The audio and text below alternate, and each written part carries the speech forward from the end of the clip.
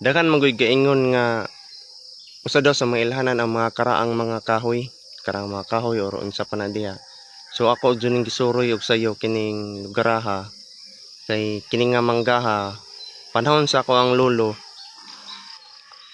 1920s ila na ning gisakasakaan sa una. So katingad-an dun ni diyang lugaraha atong ikuan. So na sa kasakaan nila nananibunga pero di pa ingon tantong dako. So 1920s wala pa World War II na ananing kahuya kini nga manggaha. So atong makita sa nga dako na kayo sa punuan itong padulan.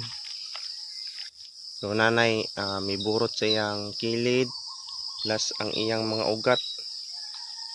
Nang hataw na jud ang iyang mga ugat ani. No, inyong makita ang ugat niya is nang hataw na. Nga diri. So ang subangan tuwa to dapit. Nang iyang mga ugat.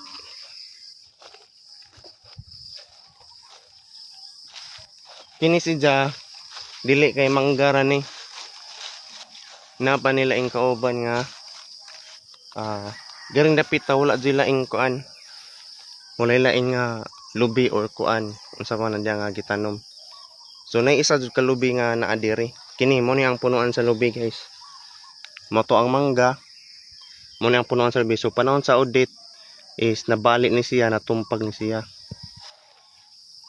O kaabot pa ko daning lubi ha. Kung makita nato ang iyang gamot.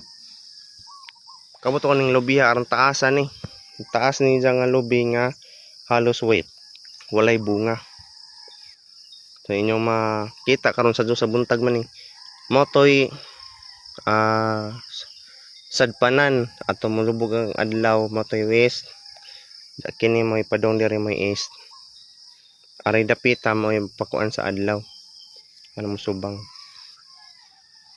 So usa suni sa mga nakasaksi ko ani nga aron taasan ni nga lubi nga napukan sa bagyong Odette. So ambot lang kung tinuod ba nga kining panahon sa World War II gipambilin daw sa mga Hapon.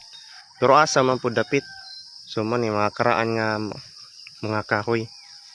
Mo ni ang mangga nga centenarian o ang nag-inusara nga lubi nga iyang kapartner. Padong ni siya sa subangan kadto may